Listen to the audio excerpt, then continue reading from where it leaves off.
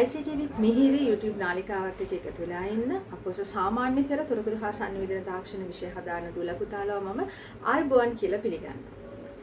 ඉතින් දුවේ පුතේ සාමාන්‍ය පෙළ තොරතුරු හා සංනිවේදන තාක්ෂණ විෂයට අදාළ කරුණු කාරණා මොනවාද අන්තර්ගත වෙලා තියෙන්නේ කියලා අපි 10 ශ්‍රේණියේදී සහ 11 ශ්‍රේණියේදී ඉගෙන ගන්නවා. ඉතින් අද පටන් ගන්න මේ වීඩියෝ මාලාවෙන් මම දුල පුතාලත් එක්ක සාකච්ඡා කරන්න බලාපොරොත්තු වෙන්නේ 10 ශ්‍රේණියේ පළවෙනි පාඩම. තොරතුරු හා සංනිවේදන තාක්ෂණය කියලා කියන්නේ මොකක්ද? දත්ත හා තොරතුරු කියන්නේ මොකක්ද? දත්ත වලින් කොහොමද අපි තොරතුරක් නිර්මාණය කරගන්නේ? ඒත් එක්කම අතීතයේ ඉඳන් මේ දක්වා පරිගණකය කොහොමද පරිණාමය වෙලා තියෙන්නේ? මුල් කාලේ පරිගණක කොහොමද තිබුණේ? දැන් ඒවා වෙනකොට කොයි විදිහටද වෙනස් වෙලා තියෙන්නේ? ඒත් එක්කම එක එක ක්ෂේත්‍රවලදී කොයි විදිහටද තොරතුරු හා සංනිවේදන තාක්ෂණය යොදාගෙන තියෙන්නේ කියලා අපි මේ පළවෙනි ඒකකය තුලින් කතා කරනවා. ඉතින් මේ වීඩියෝ මාලාවේ පළවෙනි එක තමයි අද අරන් ආවේ. ඉදිරියට මම මේ 10 වෙනි ශ්‍රේණියට සහ 11 ශ්‍රේණියට අදාළ සියලුම ඒකකයන් දුල පුතාලට මේ විදිහට වීඩියෝ මාලාවක් තුලින් අරගෙන එන්න බලාපොරොත්තු වෙනවා. අපේ 10 වෙනි ශ්‍රේණියට අදාළ පළවෙනි ඒකකය තමයි තොරතුරු හා සංනිවේදන තාක්ෂණය. කියන්නේ අපි මෙතනදී අපේ විෂය හඳුනා ගැනීම තමයි සිද්ධ වෙන්නේ. ඉතින් මේ පළවෙනි ඒකකය මම වීඩියෝ දෙකක් මගින් තමයි දුල පුතාලට කියලා දෙන්න ලෑස්ති වෙන්නේ. අද ඒකෙන් මම පළවෙනි වීඩියෝ එක දුවේ පුතේ අරගෙන එනවා. දත්ත හා තොරතුරු කියලා කියන්නේ මොකක්ද කියන එක හඳුනා ගැනීම සහ තොරතුරු හා සංනිවේදන තාක්ෂණය කියලා කියන්නේ මොකක්ද? කොයි විදිහටද මේක විවිධ ශාස්ත්‍රයන් තුල භාවිතයට අරන් තියෙන්නේ කියලා මේ වීඩියෝ එක තුලින් අපි සාකච්ඡා කරමු. අපි මුලින්ම බලමු දුවේ පුතේ දත්ත එහෙමත් නැත්නම් data කියලා කියන්නේ මොකක්ද කියලා. වෙන වශයෙන් ගත්තහම කිසිම අර්ථයක් නැති අකුරු ඉලක්කම් සංකේත වලින් තමයි මේ දත්ත හැදිලා තියෙන්නේ. ඉතින් මේ දත්ත භාවිතා කරලා අපිට කිසිම තීරණයක් ගන්න නිගමනයකට එළඹෙන්න හැකියාවක් නැහැ. මොකද මේ වගේ දත්ත අපි කියන තීරණ ගැනීම සඳහා සුදුසු වෙන්නේ නැහැ. අපි තීරණ වලට ආවොත් 100ක් නිවැරදි කියලා අපිට සලකන්න බෑ. මේ වගේ දත්ත වලින් හැදිච්ච දේවල් එකතු කරලා අපි අරගත්ත තීරණයකට. ඉතින් මේ දත්ත පවතින්න පුළුවන් ආකාර අපි 4ක් අඳුර ගන්නවා. සංඛ්‍යාත්මක දත්ත, රූපමය දත්ත, ශබ්දමය දත්ත හා වීඩියෝ දත්ත විදිහට. සංඛ්‍යාත්මක දත්ත කියලා කියන්නේ දුවේ පුතේ අක්ෂර, ඉලක්කම් සංකේත භාවිතා කරලා අපි හදාගන්න දත්තවලට. ඒත් එක්කම රූපමය දත්ත කියලා කියන්නේ පින්තූර, වගු, ප්‍රස්ථාර ඇතුළත් වෙලා නිර්මාණය වෙන දත්තවලට. ශබ්දමය දත්තයක් කියලා කියන්නේ යම්කිසි ශබ්දයක්, ഘോഷාවක්, සංගීතයක් ඇතුළත් වෙලා තියෙන දත්තයක්. හරියට එන්නේ ඒ වගේ. වීඩියෝ දත්තයක් කියලා කියන්නේ චලන රූප ඇතුළත් වෙච්ච දත්තයකට. ඉතින් මේ ආකාර 4ෙන්ම අපිට දත්ත පවතිනවා කියලා අඳුනා ගන්න පුළුවන්. අපි ඊළඟට බලමු දුවේ පුතේ කොහොමද දත්ත වර්ගීකරණය කරන්න පුළුවන් කියලා. මේ දත්ත වර්ගීකරණය අපි ආකාර දෙකකට සිද්ධ කරනවා. ප්‍රමාණාත්මක දත්ත සහ ගුණාත්මක දත්ත විදිහට. අපි මුලින් බලමු මොකක්ද මේ ගුණාත්මක දත්තයක්. එහෙම නැත්නම් qualitative data එකක් කියන්නේ කියලා. ඒ දත්තය හඳුන්වා දීම සඳහා ඒකේ තියෙන යම්කිසි ගුණයක් භාවිතා කරනවා නම් ඒක ගුණාත්මක දත්තයක් කියලා අපිට හඳුනා ගන්න පුළුවන්. ඒ දත්තේ ගුණයක් තමයි මේ විස්තර කරන්නේ. ඉතින් මේ ගුණය අපිට විස්තර කරන්න පුළුවන් ඒකට අදාළ වර්ණයෙන්, හැඩයෙන්, ශබ්දයෙන්, ගන්ධයෙන් අපිට මේ ගුණය විස්තර කරගන්න පුළුවන්. මං ළඟ රතු පෑනක් තියෙනවා. ඉතින් මම පෑන විස්තර කරනවා ඒකට අදාළ ගුණයක් විස්තර කියලා. රතු පෑනක්. එහෙම නැත්නම් මට කියන්න පුළුවන් මේ ශබ්දයේ කනට ඉතාමත් මිහිරි ශබ්දයක් වෙනවා. අපිට අහන් ඉන්න ආස හිතෙන හරිම ලස්සන සංගීතයක් තියෙන ගීතයක් මේක. ඉතින් අපි ඒකේ ගුණාංගය විස්තර කරන්නේ ඒකේ ගුණාත්මක තත්වයක් භාවිතා කරලා. ඊළඟ එක තමයි ප්‍රමාණාත්මක දත්ත. quantitative data. දත්තය හඳුන්වා දීම සඳහා ඒකේ ප්‍රමාණය භාවිතා කරනවා. මං ගාව පෑන් දෙකක් තියෙනවා. ඔන්න මම ප්‍රමාණයක් විස්තර කරා. ඒ කියන්නේ අපිට මේ ප්‍රමාණාත්මක දත්ත විස්තර කරන්න පුළුවන් ද්‍රව්‍ය ප්‍රමාණයක් මගින් උසක්, දිගක්, බරක්, ශරීර උෂ්ණත්වයක් මේ වගේ දේවල් පාවිච්චි කරලා අපිට මේ ප්‍රමාණය විස්තර කරගන්න පුළුවන්කම තියෙනවා. මං ගාව පොත් දෙකක් තියෙනවා. ද්‍රව්‍ය ප්‍රමාණයක් මම කියනවා. අමල්ගේ උස සෙන්ටිමීටර් 150යි. ඒත් සෙන්ටිමීටර් 150 කියන එකෙන් මම මේකේ ප්‍රමාණය දක්වලා තියෙනවා. ඉතින් ඔය විදිහට අපිට ප්‍රමාණාත්මක දත්ත හා ගුණාත්මක දත්ත හඳුනා ගන්න පුළුවන්කම තියෙනවා. ඊළඟට බලමු තොරතුරු කියලා කියන්නේ මොනවාද කියලා. තොරතුරු එහෙම නැත්නම් ইনফෝමේෂන් කියලා කියන්නේ දුවේ පුතේ අර අපි කලින් ඉගෙන ගත්ත දත්ත තියෙනවානේ. ඒ දත්ත එකතු කරලා, ඒ කියන්නේ ගොනු කරලා, සකස් කරලා හදාගන්න දෙයක්. ඉතින් මේ තොරතුරු අර්ථාන්විතයි. මේ තොරතුරු භාවිතා කරලා අපිට පුළුවන් තීරණ ගන්න උපයෝගී කරගන්න. මම කලින් කිව්වනේ දත්ත පාවිච්චි කරලා අපිට නිවැරදි තීරණ ගැනීමේ හැකියාව ගොඩක් අඩුයි. හැබැයි තොරතුරු පාවිච්චි කරලා අපිට හොඳ නිවැරදි තීරණයක් ලබා ගන්න පුළුවන් වෙනවා. ඉතින් මේ තොරතුරු හැදෙන විදිහ කොහොමද කියලා මම රූප සටහනකින් දැක්වුවොත් දත්ත සකස් කිරීම මගින් තමයි තොරතුරු නිර්මාණය වෙන්නේ. අපි ඊළඟට බලමු මේ ගුණාත්මක තොරතුරක ලක්ෂණයක්. ගුණාත්මක තොරතුරක්. එමත් නැත්නම් හොඳ තොරතුරක් සතු ලක්ෂණ ගණනාවක් තියෙනවා. පළවෙනි එක තමයි අදාළ බව. ඒ කියන්නේ දුවේ පුතේ අපි තොරතුරක් යොදාගන්නේ යම්කිසි කාර්යයකට නම් ඒ කාර්ය සඳහා ඒක අදාළ වෙන්න ඕනේ. අපි උදාහරණයකට ගමු පන්තියේ ලකුණු ලයිස්තුවක් හදනවා. වාර විභාගයක් අවසානයේ ටීචර් මාක් ෂීට් එක හදනවා. ඒතර මාක් ෂීට් එක හදනකොට එතෙන්ට අදාළ වෙන්නේ දුල පුතාලා ඉගෙන ගන්න විෂයන් 9ට අදාළ ලකුණු. දුල පුතාලට අදාළ පන්තියේ ළමයින්ගේ ලකුණු විතරයි ටීචර් එකතු කරගන්නේ. ඒතර මෙතෙන්ට ලැබුණොත් අපි හිතමු එහා පන්තියේ ළමයින්ගේ ගණිතයේ ලකුණු ලයිස්තුව ඒක අදාළ වෙනවද?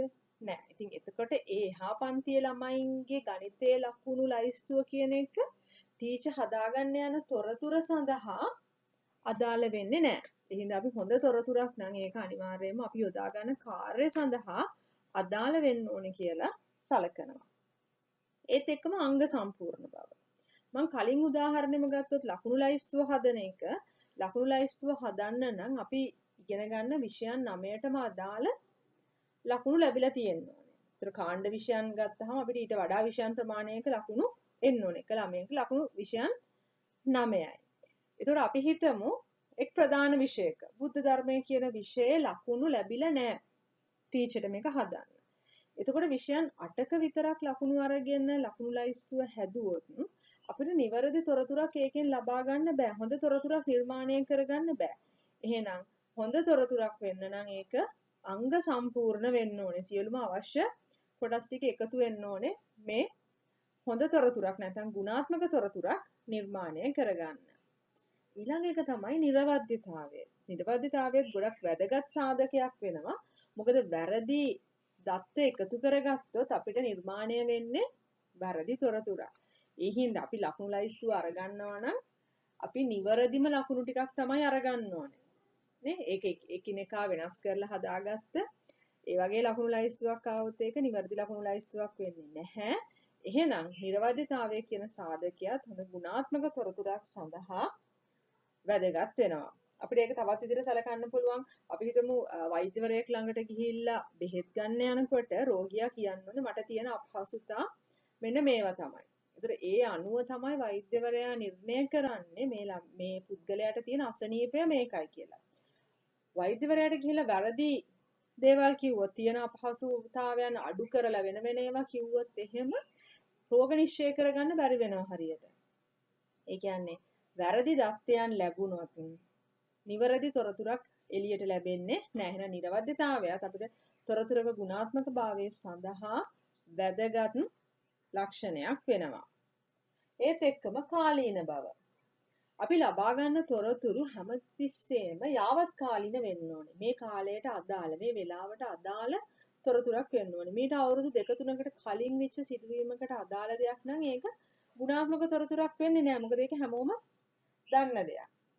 එතකොට අපි උදාහරණයකට ගමු කාලගුණ වාර්තාව හදනවානේ. කාලගුණ වාර්තාවක් හදනකොට ඒකට අදාළ කරගන්නේ අද දවසේ පරිසර තත්ත්වයන් අනුව තමයි කාලගුණ වාර්තාව ලබා දෙන්නේ. එතකොට ඒ අනුව නිර්ණය කරනවා හෙට මෙන්න මේ වගේ වෙන්න පුළුවන්. එතකොට මේ කාලගුණ වාර්තාව අද ලබා දෙන්න ඕනේ හෙට එකක් තමයි. මොකද පුරවකථනයක් දෙන්න ඕනේ. ඉදිරියේදී මෙන්න මේ වගේ දෙයක් තමයි වෙන්න යන්නේ කියලා. එහෙම නැතුව අද ප්‍රවෘත්ති කියනකොට කාලගුණ වාර්තාව කියලා ඊයේ විච් එකක් ගැන කියලා වැඩක් නැහැ. ඊට කලින් එක මෙන්න මෙහෙම වෙන්න තිබුණා කියලා වැඩක් නැහැ. මොකද ඒ දෙයට අදාළව අපි කාලීනව තොරතුරු ලබා දෙන්න ඕනේ. ඊළඟ එක තමයි පිරිවැය අවම වීම. අපි යම්කිසි තොරතුරක් නිර්මාණය කරගන්න, එහෙම නැත්නම් ලබා ගන්න යොදන මුදල හරි වැදගත්. අපි ඒ වෙනුවෙන් අධික මුදලක් වියදම් කරනවා නම් ඒකට අදාළව අපිට ලැබෙන තොරතුරේ වටිනාකම එච්චර නැත්තම් ඒක හොඳ තොරතුරක් බවට අපිට පත් වෙන්නේ. අපි උදාහරණයක් විදිහට ගමු. දිනපතා පත්තර තියෙනවානේ. දිනපතා පත්තරයක් සාමාන්‍ය රුපියල් 10ක් 20ක් වගේ මුදලකට අපි ගන්නවා. ඉතින් අපි ඒකෙන් දිනපතා යම්කිසි තොරතුරු ප්‍රමාණයක් එකතු කර ගන්නවා. හැබැයි මේ දිනපතා පත්තරේ අපි හිතමු රුපියල් 150ක් වුණා කියලා. එතකොට පුද්ගලයෝ මේ පත්තරේ මිලදී ගන්න කලින් හිතනවා මේක වියදම් කරලා මේක ලබා ගන්න තොරතුරු වලට ඒ වටිනාකම තියනවාද රුපියල් 150 ගානේ දවස්පතා තොරතුරු ටික එකතු කරගන්න එකේ වටිනාකමක් තියනවාද කියලා. ඒ හින්දා ඒ වගේ දෙයකදී අපි ලබා ගන්න තොරතුරේ ගුණාත්මක භාවය වැඩි වෙන්න නම් ඒ සඳහා අපි යොදන පිරිවැය ඊට සාපේක්ෂව අඩු වෙන්න ඕනේ. ඉතින් මේ වගේ ලක්ෂණ අපි සාකච්ඡා කරනවා හොඳ තොරතුරක් නැත්නම් ගුණාත්මක තොරතුරක ලක්ෂණ කියලා. ඊළඟට බලමු තොරතුරු පද්ධතියක් කියන්නේ මොකක්ද කියලා. තොරතුරු පද්ධතියක් ගැන කතා කරන්න කලින් අපි පොඩි දෙයක් ගැන මතක් කරගන්න ඕනේ. පද්ධතියක් කියන්නේ මොකක්ද කියලා. පද්ධතියක් සතුව දුවේ පුතේ ආදානයක්, සැකසීමක් සහ ප්‍රතිදානයක් තියෙනවා. ඒ කියන්නේ පද්ධතියකට යම්කිසි ආදානයක් ලැබුණාම ඒ ආදානය නැත්නම් පද්ධතියට ඇතුළත් කරන දේ යම්කිසි සකස් කිරීමකට ලක් කරලා ඊට පස්සේ ප්‍රතිදානයක් කරන්න ඕනේ. ඒ කියන්නේ සැකසීමෙන් පස්සේ බාහිරයට යම්කිසි දෙයක් ලබා දීමක් සිදු කරන්න ඕනේ පද්ධතියක. ඉතින් මේ පද්ධතිය තොරතුරු පද්ධතියක් වෙන්න නම් මේ පද්ධතිය සඳහා ආදානය විදිහට අපි ලබා දෙන්නේ දත්ත. දත්ත ආදානය කරලා ඊට පස්සේ දුවේ පුතේ දත්ත සකස් කිරීමට ලක් කරනවා. මේ සකස් කිරීමට ලක් කරපු දත්ත ඊට පස්සේ අපි තොරතුරු වශයෙන් ප්‍රතිදානය කරනවා. දත්ත ලබා දීලා ඒ දත්ත සකස් කරලා තොරතුරු ප්‍රතිදානය කරනවට අපි කියනවා මෙතන තොරතුරු පද්ධතියක් තියෙනවා කියලා. ඉතින් මේ තොරතුරු පද්ධතියකට අවශ්‍යයි නම් අර දත්ත සකස් කිරීමෙන් පස්සේ ඒ දත්ත ගබඩා කරලා තියාගන්නත් හැකියාව තියෙනවා.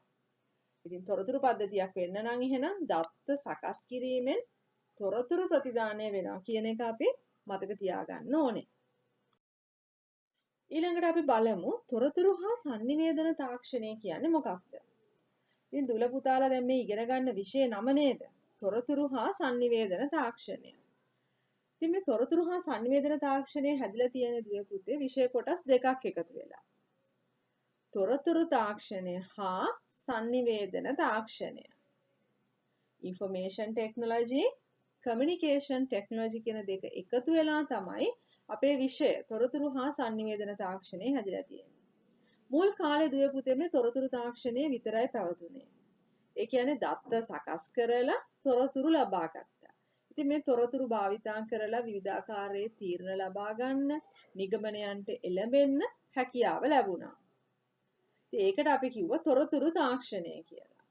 ඉතින් අපි පරිගණකය ආශ්‍රිතව මේ සකස් කිරීම කරනවා නම් පරිගණකගත ක්‍රමවේදයක් මගින් අපි පරිගණකයට දත්ත ඇතුළත් කරනවා. ඊට පස්සේ පරිගණකය තුලින් යම්කිසි සැකසීමකට ලක් කරලා තොරතුරක් විදිහට අපි එළියට ලබා ගන්නවා. ඉතින් තනි පරිගණකයක තනි පුද්ගලයෙක් තමයි මේක භාවිතා කරේ. පසු කාලීනව මොකද කරේ? ලෝකයේ පුරා පරිගණක එකට එකතු වෙලා sannivedanaya කරන්න පටන් ගන්නවා. ඒ කියන්නේ sannivedana තාක්ෂණය නිර්මාණය වෙනවා. එක තැනක තියෙන දත්තයක් නැත්නම් තොරතුරක් වෙන්න පුළුවන්.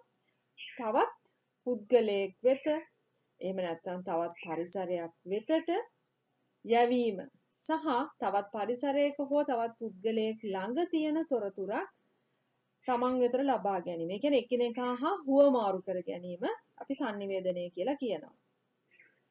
ඉතින් පිරිසක් අතර මේ විදිහට sannivedanaya කරගන්න තොරතුරු තාක්ෂණයක් එකතු කරගත්ත හින්දා අපිට මේ දෙකම එකතු වෙලා තාක්ෂණයේ විවිධාකාරයෙන් භාවිතා කිරීම හින්දා තොරතුරු හා sannivedana තාක්ෂණය කියන එක නිර්මාණය වෙලා තියෙනවා. අපි ඊළඟට බලමු දුවේ පුතේ අපේ පාඩම ඇතුලේ තියෙන තවත් ප්‍රධාන මාතෘකාවක් තොරතුරු හා sannivedana තාක්ෂණයේ විවිධ යෙදවුම්. එක එක ශේෂ්ත්‍රයන් තුලදී තොරතුරු හා sannivedana තාක්ෂණය කොයි විදිහටද භාවිතා වෙන්නේ? අපි අධ්‍යාපන කටයුතු වලදී තොරතුරු තාක්ෂණය භාවිතා කරනවා. දුල පුතාලා ඉගෙන ගැනීමට, ගුරුවරුන්ට ඉගැන්වීමට පහසු කරන්න. රජයක් විදිහට රාජ්‍ය පරිපාලන කටයුතු වලදී පුරවැසියන් හා ගනුදෙනු කරන්න. ඒත් එක්කම ව්‍යාපාර, කර්මාන්ත ශාලාවන්, ඒ වගේ තැන්වලදී තොරතුරු තාක්ෂණය භාවිතා වෙනවා. කෘෂි කර්මාන්තයේදී, ගමනාගමන කටයුතු වලදී, සෞඛ්‍ය ශාස්ත්‍රයේදී මේ වගේ තැන් ගොඩකදී අපිට තොරතුරු තාක්ෂණය හම්බ වෙලා තියෙනවා. ඊට අමතරව දුල පුතාලා පාවිච්චි කරනවා විනෝදාස්වාදයේ සඳහාත් මේ තොරතුරු හා sannivedana තාක්ෂණ යෙදවුම් භාවිතා කරලා තියෙනවා. ඉතින් මේකකේ ඉතුරු කොටසෙන් අපි දැන් කතා කරන්න යන්නේ මේ එක් එක් ශේෂ්ත්‍රයන් වලදී කොයි විදිහටද තොරතුරු හා sannivedana තාක්ෂණය භාවිතා වුනේ කියලා. මුලින්ම බලමු දුවේ පුතේ අධ්‍යාපන ශේෂ්ත්‍රයට කොහොමද තොරතුරු හා sannivedana තාක්ෂණය දායක වුනේ කියලා. පන්ති කාමරයේදී අපි ඉගෙන ගන්න පන්ති කාමරය භාවිතා කරනකොට සාම්ප්‍රදායිකව අපේ බ්ලැක් බෝඩ් එකයි හුණු කූරයි නැතුව දැන් ගොඩක් වෙලාවට තොරතුරු හා sannivedana තාක්ෂණය ආශ්‍රිත යෙදවුම් දුල පුතාලගේ පන්ති කාමර වලට අවිල්ලා තියෙනවා. දුල පුතාලට ගුරුවරු ගන්නනකොට කම්පියුටර් එක භාවිතා කරලා ප්‍රසන්ටේෂන්ස් හදලා සමර්පණ නිර්මාණය කරලා ඉගැන්වීම් කටයුතු කරන දුල පුතාලා කැමති ඒ වගේ දේවල් බලලා ඉගෙනීම් කටයුතු කරන්න. පරිගණක භාවිතා කරලා තමයි මේ සමර්පණ එහෙම නැත්නම් ප්‍රසන්ටේෂන්ස් නිර්මාණය කරන්නේ. ඒත් එක්කම අපි හිතමු විද්‍යා විෂයේදී අපිට පන්ති කාමරය තුල නැත්නම් විද්‍යාගාරය තුල සිදු කරන්න අපහසු යම් යම් පරීක්ෂණ තියෙනවා. අපිට සමහර ලාවට ඒවට අදාළ පහසුකම් නැති වෙන්න පුළුවන්. ඉතින් පන්ති කාමරයේදී දුල පුතාලට පුළුවන් දුල පුතාලගේ ගුරුවරුන් ඒවට අදාළ වේ පරීක්ෂණ වලට අදාළව වීඩියෝ දර්ශන දුල පුතාලට පන්තියේදී පෙන්වනවා. ඉතින් ප්‍රායෝගික වේ ක්‍රියාකාරකම් කරන්න බැරි වුණාට අපිට පහසුවෙන් පුළුවන් වීඩියෝ එකක් නරඹලා ඒ කියන්නේ වෙනත් තැනක සිදු කරපු දෙයක් පටිගත කරලා අන්තර්ජාලයට හෝ පරිගණකයකට ලබාගෙන තියෙනවා නම් ඒ විදිහට හෝ අපිට නැරඹීමට පහසුකම් තියෙනවා. ඒත් එක්කම පරිගණක ආශ්‍රයෙන් අපිට නිර්මාණය කරන්න පුළුවන්. උදාහරණයක් විදිහට අපිට පින්තූරයක් එඩිට් කරලා ලස්සන නිර්මාණයක් ආරාධනා පත්‍රයක් හදන්න පුළුවන් පාසලේ උත්සවයකට.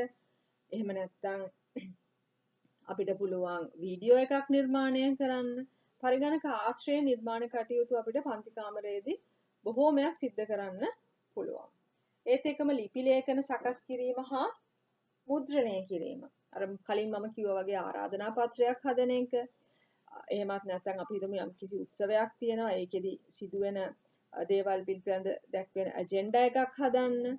ඒකට අපි ස්වනීය එකක් දෙනවා නම් ඒක නිර්මාණය කරන්න, සහතික පත්‍ර හදලා print කරන්න. මේ වගේ කාර්යයන් ගණනාවක් අපිට දුල පුතාලට පන්ති කාමරයේ කටයුතු හා එකතු වෙලා සිද්ධ කරන්න පුළුවන්. ඒත් එක්කම අධ්‍යාපනික ක්‍රීඩා ඉගෙන ගන්නවා කිව්වහම පොතපත ආශ්‍රයෙන් ඉගෙන ගන්න ඕනේ නැහැ.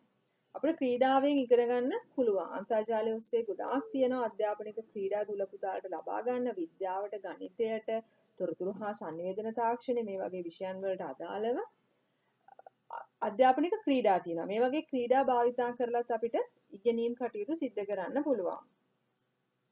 ඒත් එක්කම දුවේ පුතේ අන්තර්ජාලය ඔස්සේ අපිට අධ්‍යාපනික තොරතුරු රැස් කරගන්න පුළුවන්. දුර පුතාලා ගොඩාක් කරන දෙයක්. ඉස්කෝලේ කියනවා යම් කිසි ශාස්ත්‍රයක් පිළිබඳ කරුණු එකතු කරලා පොඩි පොත් පිංචක් හදන්න. අපි හිතමු සෞරග්‍රහ මණ්ඩලය දුල පුතාලා මොකද්ද කරන්නේ? අන්තර්ජාලයට ගිහිල්ලා සෝලර් සිස්ටම් කියලා සර්ච් කරලා ඒකට අදාළ පින්තූර, විස්තර ඒ වගේ දේවල් එකතු කරගන්නවා. ඒවා පින්තූර තියෙනවා සේව් කරගෙන ඒවා නිර්මාණය කරන්න දායක කරගන්නවා. අර තොරතුරු කියවලා ඒවා සාරාංශගත කරලා දුල පුතාලා හදන පොත් පිංචට එකතු කරන්න හැකියාව තියෙනවා. ඉතින් ඔය වගේ යෙදවුම් අපිට පන්ති කාමරයේදී සිද්ධ කරන්න පුළුවන් දේවල්. ඒත් එක්කම ගුරුවරයාටත් පුළුවන් ඉගැන්වීම් සඳහා ආධාරකයක් විදිහට මේ තොරතුරු හා සංවේදන තාක්ෂණය භාවිතා කරන්න. අර ඕගලන්ට ඉගෙන ගන්න පහසු වෙන විදිහට මම කිව්වේ පුළුවන් කියලා වීඩියෝ නරඹන්න. ඒ වගේ විස්තර කරලා ගුරුවරයා වචන 1000කින් විස්තර කරලා කියන්න අපහසු දෙයක්. ගොඩාක් විස්තර කරන්න ඕන නම් ඒ දේ කියලා දෙන්න. ඊට වඩා හරි පහසුවෙන් රූප සටහන් එහෙම නැත්නම් ඇනිමේෂන්ස් ඒ කියන්නේ සජීවීකරණ සහ වීඩියෝ දර්ශන භාවිතා කරලා ඒ වගේ දේවල් සරලව දුල පුතාලට උගන්වන්න ගුරුවරුන්ට හැකියාව තියෙනවා.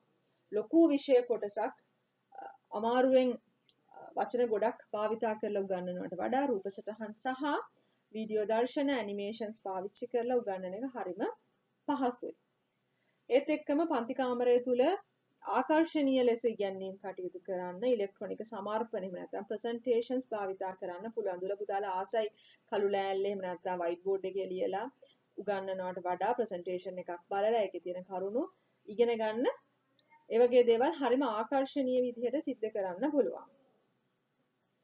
ඒත් එක්කම ගුරුවරුන්ට තියෙනවා දිනපතාම පාඩම් සටහන් දින සටහන් හදන්න. ඉතින් මේ වගේ දේවලුත් පරිගණකයේ භාවිතා කරලා පාඩම් කොයි විදිහටද කරන්න කියලා සටහන් සකසා ගැනීමට හැකියාව තියෙනවා. ඒත් එක්කම ගුරුවරුන්ගේ දැනුම වැඩි දියුණු කරගන්න දායක වෙනවා අන්තර්ජාලය මගින් විෂයට අදාළ අතිරේක තොරතුරු ලබා ගන්න. පින්තූර වීඩියෝ ඒ වගේ දේවල් අතිරේකව ගුරුවරුන්ට ලබා ගැනීමේ පහසුකම ලැබිලා තියෙන්නේ තොරතුරු හා sannivedana තාක්ෂණයේ හින්දා. ඒත් එක්කම පාසලකට පුළුවන් දුවේ පුතේ ඉගෙනුම් කළමනාකරණය සඳහා තොරතුරු හා sannivedana තාක්ෂණය භාවිතා කරන්න. මේ ඉගෙනුම් කළමනාකරණ පද්ධතියක් පාසලේ තියෙනවා නම් භාවිතා කරනවා නම් සිසුන්ට ගුරුවරුන්ට විදුහල්පතිවරුන්ට ඕනම කෙනෙක්ට අවශ්‍ය වෙලාවකදී පහසු ස්ථානයක ඉඳලා ඒ ඉගෙනුම් ඒකක හා සම්බන්ධ වීමේ හැකියාව තියෙනවා. පහසුවෙන් ඒක සිද්ධ කරන්න පුළුවන්. ඒත් එක්කම දරුවන්ට පුළුවන් දැන් අපි හිතමු යම්කිසි හේතුවක් හින්දා මේ වගේ කාලයක පාසල් එක දිගට වහලා තියෙනවානේ. ඒ වගේ කාලයකදී මේ වගේ ඉගෙනුම් කළමනාකරන පද්ධතියක් එහෙම නැත්නම් අපි කියනවා LMS එකක් learning management system එකක් හරිම ලොකු සේවාවක් සිද්ධ කරනවා. මොකද ළමයින්ට ඉගැන්වීම් කටයුතු කරන්න ඒත් එක්කම පැවරුම් ලබා දෙන්න ඒ වගේ පහසුකම් තියෙනවා.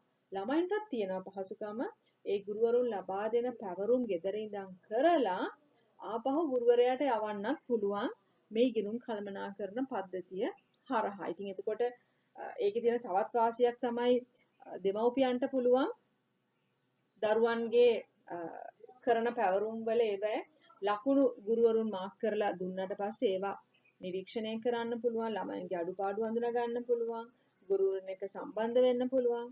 මේ වගේ විශාල පහසුකම් ප්‍රමාණයක් අපිට මේ ඉගෙනුම් කළමනාකරන පද්ධතියක් භාවිතා කරාම සිද්ධ කරන්න පුළුවන්. ඒත් එක්කම දුවේ පුතේ ගුරුවරුන්ට ඒ වගේ පහසුකම් තියනවා වගේම දරුවන්ගේ පැත්තෙනුත් තියෙනවා සංවාද මණ්ඩප. අපිට ෆෝරම් එකක් හරහා එකතු වෙලා යම්කිසි ගැටලුවක් තියනවා නම් ඒව සාකච්ඡා කරන්න. පාඩමක නොතේරිච්ච කොටසක් තියනවා නම් ඒක පිළිබඳ වෙනමම සාකච්ඡා කරන්න. ඒ ගැටලු ඉදිරිපත් කරලා පිළිතුරු ලබා ගැනීමේ පහසුකම. දෙමව්පියන්ට අධ්‍යාපන ප්‍රගතිය නිවසේ ඉඳන්ම පරීක්ෂා කිරීමේ හැකියාවක් තියෙනවා. ඊළඟට බලමු දුවේ පුතේ මොකක්ද මාර්ගස්ත දුරස්ථ අධ්‍යාපනය කියලා කියන්නේ. online distance education. ඒ කියන්නේ දුවේ පුතේ අපි පාසලකට යන්නේ නැහැ, ගුරුවරුන් හා මූණට මුණ ගැසෙන්නේ නැහැ. ගුරුවරයා එක් ස්ථානයක සහ සිසුවා තවත් ස්ථානයක ඉඳලා අධ්‍යාපනය ලබා දීම තමයි සිද්ධ කරන්නේ. ඉතින් අපි පාසලකට පුරුදු විදිහට අපි 7 මාට්ට යනවා, 1 මාට්ට යනවා, ඒ වගේ තමයි අපි ඉගෙන ගන්නෙ. නමුත් දුර පුතාලා වැඩිදුර අධ්‍යාපනයේ සඳහා උසස් අධ්‍යාපනයට යොමු වෙනකොට මාර්ගස්ත දුරස්ථ අධ්‍යාපන ක්‍රමවලට යොමු වෙන්න සිද්ධ වෙනවා. ඉතින් මෙතනදී දෛනික කාලසටහනක් නැහැ. සිසුවන්ට පුළුවන් ඕනම වෙලාවකදී ඕනම ස්ථානයක ඉඳලා අධ්‍යාපනය ලබා ගැනීමට අදාළ පද්ධතිය වෙත සම්බන්ධ වෙලා තමන්ගේ අධ්‍යාපන කටයුතු සිදු කරන්න. ඒත් එක්කම දුවේ පුතේ පාඨමාලාවක් සඳහා යම ලියාපදිංචි වෙනකොට ඒකට අදාළව අංකිත පුස්තකාල පහසුකම් ලබා ගැනීමට පුළුවන්. ඒ කියන්නේ e-books හරහා ඉගෙන ගන්න පුළුවන්කම ලැබෙනවා. ඊබුක් එකක් කියලා කියන්නේ දුවේ පුතේ අපි සාමාන්‍යයෙන් නම් ඉස්කෝලේ අපිට අච්චු පොත් ලැබෙනවානේ. අපි ඒවා පිටු පෙරලලා අතපත ගාලා ඉගෙන ගන්න. හැබැයි ඊබුක් එකක් අපිට ගොඩක් වෙලාවට PDF එකක් විදිහට ෆයිල් එකක් විදිහට අන්තර්ජාලයට ප්‍රවේශ වෙලා ඒ හරහා පරිශීලනය කිරීමට හැකියාව ලැබෙන පොතක් විදිහට අපිට හඳුනා ගන්න පුළුවන්. ඒතර ඒ වගේ පහසුකම් අපිට ලැබෙනවා පුස්තකාලයකට ප්‍රවේශ වෙන්න ඕනේ නැහැ. යන්න ඕනේ නැහැ. අපිට ගෙදර ඉඳලා පරිගණකයේ ඔස්සේ පුස්තකාල පහසුකම් ලබා ගැනීමේ හැකියාවක් තියෙනවා. ඒත් එක්කම මාර්ගගතව පැවරුම් හා ප්‍රශ්නාවලි වලට සහභාගී වෙන්න පිළිතුරු සපයන්න පුළුවන්කම ලැබෙනවා. අපිට ගුරුවරුන් විසින් පැවරුම් ප්‍රශ්නාවලි ලබා දෙනවා නියමිත කාලය තුල ඒක අවසන් කරලා නැවතත් අප්ලෝඩ් කරන්න. උඩුගත කිරීමේ හැකියාව දුල පුතාලට පුළුවන් මේ මාර්ගගත දුරස්ථ අධ්‍යාපන ක්‍රමවේදය යටතේ. අවශ්‍යතාවයක් තියෙනවා නම් ගුරුවරයෙක් හා සම්බන්ධ වෙන්න විෂය කරුණක් හෝ යම් දෙයක් සාකච්ඡා කරන්න මාර්ගගතව ගුරුවරයා හා සම්බන්ධ වෙන්න සාකච්ඡාව පවත්වන්න හැකියාව තියෙනවා. ඒත් එක්කම උපදේශන සේවා පහසුකම් ලබා ගැනීමටත් හැකියාව තියෙනවා. ශිෂ්‍යයන්ට ඇතිවන විවිධ අපහසුතා දුෂ්කරතා පිළිබඳ සාකච්ඡා කරන්න උපදේශනයට යොමු වෙන්න මාර්ගගත පහසුකම් ලැබෙනවා දුරස්ථ අධ්‍යාපන ක්‍රමවේදය යටතේ.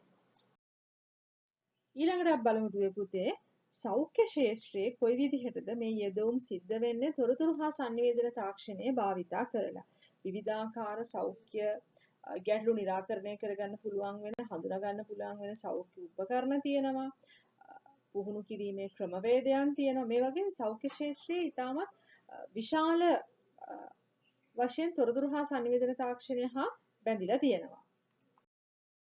මුලින්ම බලමු සෞඛ්‍ය ශාස්ත්‍රයේ යෙදවුම් අතරින් වෛද්‍ය පරීක්ෂණ සඳහා තොරතුරු හා sannivedana තාක්ෂණය කොයි විදිහටද යොදා ගන්න පුළුවන් කියලා.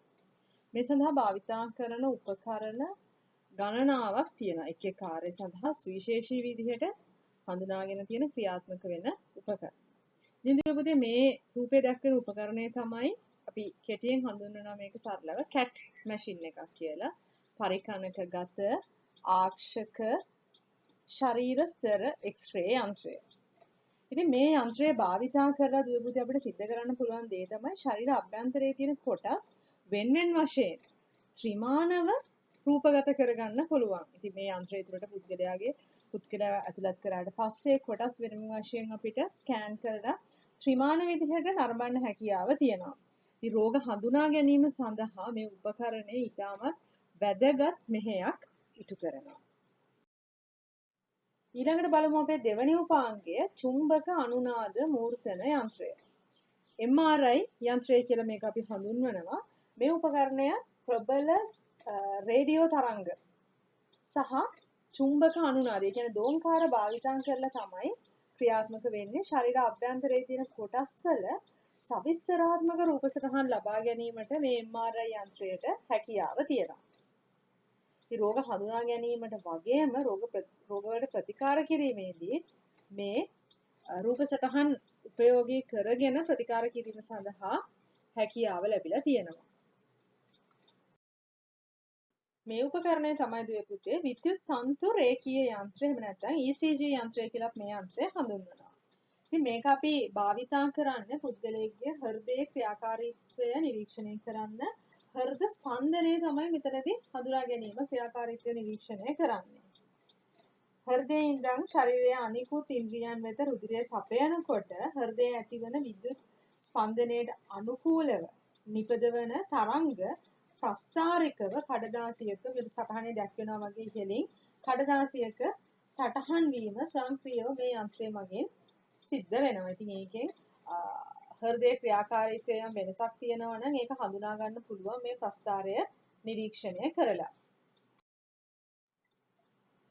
හෘදයේ ක්‍රියාකාරීත්වය පරිගණක තිරයක් මගින් දැක්වීම සඳහා භාවිතා කරන තවත් උපකරණයක් හෘද රෝග තිර ගැන්වීමේ යන්ත්‍රය. අපි කාඩියක් ස්ක්‍රීනින් මැෂින් කියලා හඳුන්වනවා. හෘදයේ රුධිර නාල සිහින් වීම වගේ තත්ත්වයන් හින්දා විවිධ රෝගාබාධ ඇති වෙන්න පුළුවන්. අන්න ඒ වගේ දේවල් හඳුනා ගැනීම සහ ඒවට ප්‍රතිකාර වලට යොමු කිරීමට මේ පරීක්ෂණය මගින් දායක වෙනවා. EEG යන්ත්‍රය එහෙම නැත්නම් විද්‍යුත් නික්කර්පර රේඛන යන්ත්‍රය. මේ යන්ත්‍රය ක්‍රියාත්මක වෙන්නේ දුවේ පුතේ මොළයේ ක්‍රියාකාරීත්වය සටහන් කරන්න. ඉතින් හිස ආශ්‍රිතව සංවේදක ගණනාවක් සම්බන්ධ කිරීමෙන් අනතුරුව මොළයේ ක්‍රියාකාරීත්වය පරීක්ෂා කිරීම මෙතන සිදු කරනවා. හිස් කබලට අලවන ලද කුඩා ප්‍රමාණයෙහි ලෝහ තැටි එහෙම නැත්නම් විද්‍යුත් අග්‍ර මගින් මොළයේ නිකුත් කරන විද්‍යුත් ස්පන්දන ග්‍රහණය කරගෙන මොළයේ ක්‍රියාකාරීත්වය හඳුනාගෙන ඒක රූපවාහිනී තිරයක් මතට සටහන් කරනවා. ඉතින් ඒක පරීක්ෂා කරාම ක්‍රියාකාරීත්වය අඳුර ගන්න පුළුවන්. ඉතින් මේ පරීක්ෂාවේදී දීපුතේ රෝගියා අවදියෙන් සිටින වෙලාවේදී වගේම රෝගියා නිින්දෙන් ඉන්නකොටත් මොළයේ ක්‍රියාකාරීත්වය ප්‍රස්ථාරිකව සටහන් කිරීම සිද්ධ කරනවා. වෛද්‍ය පරීක්ෂණ සඳහා තවත් වැදගත් උපකරණයක් තමයි රුධිරයේ සීනි මට්ටම පරීක්ෂා කරන්න භාවිතා කරන මේ උපකරණය. ගොඩක් වෙලාවට දුල පුතාලා දැකලා ඇති දැන් මේක න්‍යාසාශ්‍රිතවත් ගොඩක් වෙලාවට පවතින උපකරණයක් බවට පත් වෙලා තියෙනවා. රුධිර සාම්පලය පරීක්ෂා කරලා ඒකේ ඒ මොහොතේදීම රුධිරගත සීනි ප්‍රමාණය කුඩා තිරය මත දැක්වීම සිද්ධ කරනවා. තවත් නිවසාශ්‍රිතවම පවත්වා ගන්න පුළුවන් තවත් උපකරණයක් තමයි ශරීරයේ රුධිර පීඩනය මනින උපකරණය. ඉතින් මේ උපකරණය අත්පලඳනාවක් හා සමානව පළඳලා පරීක්ෂා කරන්නත් පුළුවන්. රෝගියා විවේකීව ඉන්නකොට වගේම රෝගියා ක්‍රියාකාරී වෙලාවේදී රුධිර පීඩනය හඳුනා ගැනීම සඳහා මේ උපකරණය දායක වෙනවා. ඒ විදිහට අපි උපකරණ ගණනාවක් සාකච්ඡා කරා දෙපුතේ මේ උපකරණ සියල්ලටම තොරතුරු හා සංවේදන තාක්ෂණයේ සම්බන්ධතාවය පවතින උපකරණ. ඊළඟට අපි බලමු සෞඛ්‍ය ශාස්ත්‍රයේදී තොරතුරු හා සංවේදන තාක්ෂණයේ දායක වෙන තවත් ආකාර මොනවාද කියලා. දුරස්ත සෞඛ්‍ය උවටැන්. ඒ කියන්නේ දුවේ පුතේ රෝගියාට ප්‍රධාන රෝහලකට සම්බන්ධ වෙන්න නොහැකි වෙලාවක අපි හිතමු එයා නගරයෙන් බැහැර ගොඩක් පිරිසර ප්‍රදේශයක එහෙම නැත්නම් බාහිරව නැවක නැත්නම් ගුවන් යානාවක යන වෙලාවකදී ඒ වෙලාවේදී විශේෂඥ වෛද්‍යවරයෙක් හෝ වෙනත් වෛද්‍යවරයෙක් ළඟ නැති වෙලාවකදී රෝහලේ පුහුණුව ලැබූ වෙනත් සෞඛ්‍ය නිලධාරියෙක් විසින් සංනිවේදන ජාලයකට සම්බන්ධ වෙලා රෝහලක ඉන්න විශේෂඥ වෛද්‍යවරයෙක්ගේ උපදෙස් අනුව යම්කිසි හදිසි රෝගී තත්ත්වයක් ඇතිවෙච්ච පුද්ගලයෙකුට ප්‍රතිකාර ලබා දෙන්න මේ තොරතුරු හා සංවේදන තාක්ෂණය දායක වෙනවා. ඉතින් එතනදී ඇත්තටම කරන්නේ හදිසි අවශ්‍යතාවයට අනුකූලව විශේෂඥවරයාගේ උපදෙස් මත ක්‍රියාත්මක වෙලා ප්‍රතිකාර ලබා දීමේ කාර්යය. ඉතින් ඒත් එක්කම කරන්න ඕන දේ තමයි හදිසි ප්‍රතිකාරය ලබා දුන්නාට පස්සේ පුළුවන් ඉක්මනින්ම යාව රෝහලක් වෙත යොමු කිරීම සිද්ධ කරන්න ඕනේ. තවත් එක් ආකාරයක් තමයි දුවේ පුතේ නිවසේ සිට රෝගියාව අධීක්ෂණය කරන. ගොඩක් වෙලාවට රෝගියාව රෝහලකට ගෙන්නේ නැතුව නිවසේ ඔහුව රඳවා අන්තර්ජාලයත් හා සම්බන්ධ වෙලා තියෙන පරීක්ෂණ යන්ත්‍රයක් යොදා ගනිමින් රෝගියාව පරීක්ෂා කරනවා නිරන්තරයෙන් සහ ඔහුට ප්‍රතිකාර අවශ්‍යයි. හදිසි ප්‍රතිකාරයක් අවශ්‍යයි කියලා අවශ්‍ය වේලාවකදී රෝගියාව රෝහලක් වෙත රෝහල් ගත කිරීමට අවශ්‍ය සංනිවේදන පහසුකම් සම්බන්ධ කරමින් රෝගියා නිවසේ ඉන්නවා විවේකී සුවයෙන් රෝහලකට ආවට පස්සේ යාගේ මනස පීඩාකාරී වෙන්න පුළුවන් පහසු නැති වෙන්න පුළුවන් යාට ඒ ස්ථානයේ ඉඳ පුළුවන් තරම් නිවසේ තියලා නිවසේ ඉඳන් අධීක්ෂණය කරලා හදිසි අවශ්‍යතාවයක් ඇති වුවහොත් සංනිවේදන මාර්ග ඔස්සේ රෝහලට දැනුම් දීලා රෝහල වෙත ගෙන යාමේ පහසුකම් සැලසලා තියෙන ක්‍රමවේදයක් තමයි මේ නිවසේ සිට අධීක්ෂණය කියලා අපි කියන්නේ. ඒත් එක්කම තවත් ක්‍රමවේදයක් අපිට සලකන්න පුළුවන් දුරස්ත සෞඛ්‍ය රැකවරණය යටතේ දුවේ පුතේ විශේෂඥ වෛද්‍ය උපදෙස් ලබා ගැනීම. සමහර වෙලාවට විශේෂඥ වෛද්‍යවරයා ඒ අදාළ රෝහලෙන් බැහැර වෙනවා. එහෙමත් නැත්නම් ඒ රෝහල සතුව විශේෂඥ වෛද්‍යවරයෙක් නැහැ ඒ ශාස්ත්‍රයට අදාළව. ඉතින් ඒ වගේ වෙලාවකදී දැඩි සත්කාර ඒකකයට ඇතුළත් කරලා තියෙන රෝගියෙක් සම්බන්ධයෙන් විශේෂඥ වෛද්‍යවරයා බාහිර ප්‍රදේශයක නැත්නම් ඒ ශල්‍යාගාරයකින් හෝ රෝහලෙන් පිටත ඉඳලා උපදෙස් ලබා දෙනවා රෝහලේ ඉන්න වෛද්‍යවරුන්ට මෙන්න මේ ආකාරයෙන් ප්‍රතිකාර කරන්න කියලා අවශ්‍ය කැමරා හා උපාංග ආශ්‍රිතව විශේෂඥ වෛද්‍යවරයාට බාහිරින් හිටියත් රෝගියා නිරීක්ෂණය කරන්න පුළුවන් උපදෙස් ටික ලබා දීලා ක්‍රියාත්මක වීමේ පහසුකමත් මේ දුරස්ථ සෞඛ්‍ය රැකවරණය යටතේ අපිට සලකන්න පුළුවන්. මොකද වෛද්‍යවරයා සහ රෝගියා මුණ නොගැහී මෙතන ප්‍රතිකාර ලබා දීමේ කාර්යයක් තමයි සිද්ධ වෙන්නේ. ඒ විදිහටම දුරස්ථව ඉඳලා ශල්‍ය කර්ම කරන්න පුළුවන්කම තියෙනවා. සමහර වෙලාවට ඒ රෝහලේ විශේෂඥ වෛද්‍යවරයෙක් නැහැ. එතකොට වෙනත් විශේෂඥ වෛද්‍යවරයෙක් වෙනත් රෝහලක ඉඳන් ඒ රෝහලට ඇවිල්ලා අදාළ ශල්‍ය කර්මය හෝ ප්‍රතිකාරය කරනකොට ගත වෙන කාලය වැඩි හින්දා රෝගියා හා වෛද්‍යවරයා එකිනෙකට මුණ ගැහෙන්නේ නැතුව දුරස්ථව ඉඳලා ශල්‍ය කර්මය සඳහා අවශ්‍ය උපදෙස් ලබා දෙමින් ඒ පිළිබඳ නිරන්තර අවධානයෙන් ඉඳිමින් ශල්‍ය කර්මය කිරීමට සහාය ලබා දීමට විශේෂඥ වෛද්‍යවරයාට හැකියාව තියෙනවා. ඉතින් ඒකත් ලොකු තාක්ෂණික අතින් ඉදිරියට ගිය අවස්ථාවක් කියලා අපිට සලකන්න පුළුවන්. තවත් වැදගත්ම කාර්යයක් තමයි මේ දුරස්ථ සෞඛ්‍ය රැකවරණය. එහෙම නැත්නම් ටෙලිමෙඩිසින් වල අපිට හම්බ වෙන දුරස්ථව කාර්ය මණ්ඩල පුහුණු කිරීම. රෝහල් කාර්ය මණ්ඩලය කිව්වහම වෛද්‍යවරුන්ට අමතරව හෙදියන්, උපස්ථායකයන් ආදී විශාල ප්‍රමාණයක් ඉන්නවා කාර්ය මණ්ඩලය. ඉතින් යම් හදිසි අවස්ථාවකට අනුව ක්‍රියාත්මක වෙන්න කොහොමද නැත්නම් විශේෂ නව තොරතුරක් පිළිබඳව නැත්නම් නව ප්‍රතිකාර ක්‍රමවේදයන් පිළිබඳව දැනුවත් කරන්න එක වෙලාවෙ විශාල ප්‍රමාණයකට දැනුවත් කරන්න රැස්වීම පවත්වන්න අපහසු වෙලාවකදී මාර්ගගත ක්‍රමවේදයේ ඔස්සේ දුරස්ථව ඉඳලා වෛද්‍යවරු හෝ විශේෂඥ වෛද්‍යවරු හෝ හෙද මණ්ඩල පුහුණු කිරීමේ නිලධාරීන් හෝ දායක වෙලා සම්පත් දායකත්වය ලබා දීලා දුරස්ථව කාර්ය මණ්ඩලය පුහුණු කිරීමේ හැකියාව පවතිනවා. ඉතින් ඔය වගේ කාර්ය ගණනාවක් අපිට දුරස්ථ සෞඛ්‍ය රැකවරණය යටතේ හඳුනා ගැනීමට හැකියාව තියෙනවා. ඊළඟට අපි බලමු දුවේ පුතේ මොකක්ද ඊ රාජ්‍ය යෙදවුමක් කියන්නේ කියලා. ඊ රාජ්‍ය යෙදවුමක් කියලා කියන්නේ දුවේ පුතේ යම්කිසි රජයක් තොරතුරු හා sannivedana තාක්ෂණයේ යොදා ගැනීමෙන් තමන්ගේ රටේ ඉන්න පුරවැසියන්ට තමන්ගේ රටේ තියෙන සමාගම් ව්‍යාපාරවලට ඒත් එක්කම රාජ්‍ය හා රාජ්‍ය නොවන සංවිධානවලට ඒත් එක්කම තමන්ගේ රට හා සම්බන්ධ වෙන වෙනත් රටවල් අතර සම්බන්ධතා පවත්වා ගැනීම තමයි මේ ඊ රාජ්‍ය කියලා කියන්නේ. ඉලෙක්ට්‍රොනික ක්‍රමවේදයක් ඔස්සේ විවිධ රටවල් පුරවැසියන් සමාගම් එකට එකතු වෙන එකක් තමයි ඊ රාජ්‍ය නැත්නම් ඊ ගවර්න්මන්ට් කියලා අපි හඳුන්වන්නේ. ඉතින් ඊ රාජ්‍ය යෙදවුම් අපිට ආකාර කීපයකින් හඳුනා ගන්න පුළුවන්. මම මෙතන කොටස් 4ක් කතා කරා. අපි පුරවැසියන් වෙනුවෙන් පහසුකම් ලබා දෙනවා. ඉතින් government to citizen කියන අදහසින් අපි ඒක කෙටියෙන් G2C කියලා හඳුන්වනවා. රාජ්‍ය සේවකයන් සඳහා පහසුකම් සැලසෙන එක අපිට government to employee කියන අදහසින් G2E කියලා හඳුන්වන්න පුළුවන්. ව්‍යාපාර සඳහා පහසුකම් සැලසෙන එක government to business කියන අදහසින් G2B කියලා අපිට හඳුන්වන්න පුළුවන්. ඒත් එක්කම එක් රාජ්‍යයක් තවත් රාජ්‍යයක් සමග සම්බන්ධතා පවත්වා ගැනීම government to government කියන අදහසින් G2G කියලාත් අපිට අඳුනා ගන්න පුළුවන්. අපි බලමු මේ එක එක කොටසින් මොනවද ලබා දෙන සේවාවන් කියලා. පුරවැසියන්ට ලබා දෙන සේවාවන් ගත්තොත් G2C යටතේ අපිට කතා කරන්න පුළුවන්. රටක තියෙන රාජ්‍ය ආයතන නාමාවලිය ලබා ගැනීමේ පහසුකම, පුරවැසියන්ට ගෙවන් තියෙන විවිධාකාර වූ බිල්පත් ගෙවීමට පහසුකම් සලසා දීම, රථ වාහන සඳහා ආදායම් බලපත්‍ර අලුත් කිරීම සඳහා අන්තර්ජාලය ඔස්සේ පහසුකම් සලසලා තියෙනවා.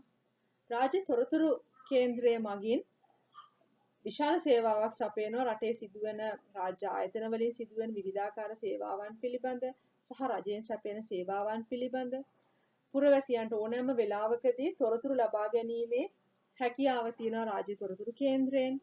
ආණ්ඩුක්‍රම ව්‍යවස්ථාව රටේ ප්‍රධානම නීතිය අන්තර්ගත වෙලා තියෙන තැන ආණ්ඩුක්‍රම ව්‍යවස්ථාව ලබා ගැනීමේ පහසුකම තියෙනවා. රටේ භාවිතා වන වෙනත් නීතීන්, සෙසු නීතීන් ලබා ගැනීමේ පහසුකම් තියෙනවා. ඒත් එක්කම ශ්‍රී ලංකාවට අදාළ සිතියම ලබා ගැනීමේ පහසුකමත් මේ කාණ්ඩය යටතේ අපිට ලබා ගන්න පුළුවන්. ඉතින් මෙතන G2C යටතේ කාණ්ඩය යටතේ තොරතුරු ගොඩක් මම එකතු කරා. ඉතින් මේ සියලුම දේවල් අපිට ඊ රාජ්‍ය සම්බන්ධතා බලා ගන්න පුළුවන් www.gov.lk කියන ශ්‍රී ලංකා රජයේ නිල අන්තර්ජාල බිහිදොර. අපේ ශ්‍රී ලංකාවට අදාළ වෙබ් පෝර්ටල් එකට ගියාම මේ සියලුම සේවාවන් පිළිබඳ දුල පුතාලට දැනුවත් වීමේ හැකියාව තියෙනවා. ඉතින් අපි ඊළඟට බලමු G2G යටතේ වෙනත් රාජ්‍යයන් වලට ලබා ගන්න පුළුවන් පහසුකම් මොනවාද කියලා. තානාපති කාර්යාල සහ වීසාස් පහසුකම් විස්තර. දුල පුතාලා දන්නවා එක් රටකින් පුද්ගලයෙක් තවත් රටකට ඇතුළත් වෙනකොට වීසා පහසුකම් ලබා ගන්න ඕනේ. සමහර රටවල් සඳහා ලබා ගැනීම අත්‍යවශ්‍ය නොවනවා. ඉතින් මේ දේවල් තානාපති කාර්යාල හරහා සිදු කරන්නේ මේවා වලට අදාළ විස්තර අපිට ලබා ගන්න පුළුවන්. ඒත් එක්කම වෙනත් රටක පුරවැසියෙක් ශ්‍රී ලංකාවට ආවොත් එයා ශ්‍රී ලංකාවේ නීතිය අනුව ක්‍රියාත්මක වෙන්න ඕනේ. රටේ නීතිය දන්නේ නැහැ කියලා නීති විරෝධී ක්‍රියාකාරීත්වයේ යෙදෙන්න බෑ. එයා ලංකාවට ආවනම් ලංකාවේ නීතියට අනුගත වෙන්න ඕනේ. ඉතින් ඒකට අදාළ සියලුම නීති රීතීන් බලා ගැනීමේ පහසුකම තියෙනවා. ඒත් එක්කම සංචාරකයන් සඳහා සහාය වීම. ලංකාවේ තියෙන සුන්දර ස්ථාන මොනවාද? ලංකාවේ සිටියම දක්වනවා. ඒතකොට ඒකට අදාළ මාර්ග තොරතුරු ලබා ගන්න පුළුවන්. ශ්‍රී ලංකාවට ගේන්න පුළුවන් මොනවාද සහ ශ්‍රී ලංකාවෙන් පිටතට ගෙනියන්න පුළුවන් මොනවාද කියන එක දැනගන්න පුළුවන්. ශ්‍රී ලංකාවේ රේගුවේ විස්තර මේ සියලුම දේවල් ලබා ගැනීමේ පහසුකම තියෙනවා.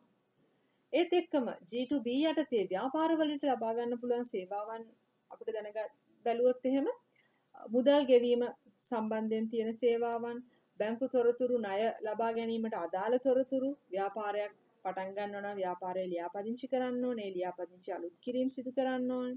ඒව වලට අදාළ තොරතුරු, ව්‍යාපාරයක් සහ ආයෝජනයන් සිදු කරනකොට ඒව වලට අදාළ තොරතුරු, රට තුල ක්‍රියාත්මක වන වාණිජ්‍ය සංවිධාන වලට අදාළ තොරතුරු, මේ සියලුම දේවල් මේ අපේ වෙබ් පෝර්ටල් එක හරහා බලා ගැනීමේ හැකියාව තියෙනවා. ඒත් එක්කම රටේ සේවය කරන රාජ්‍ය සේවකයන්ට government employee යටතේ G2E යටතේ මොනවද තියෙන පහසුකම්? රාජ්‍ය සේවකයන්ට තමන්ගේ කාර්යයන් සිදු කරනකොට නිතරම භාවිතා වන විවිධ ආකෘති පත්‍රයන් තියෙනවා.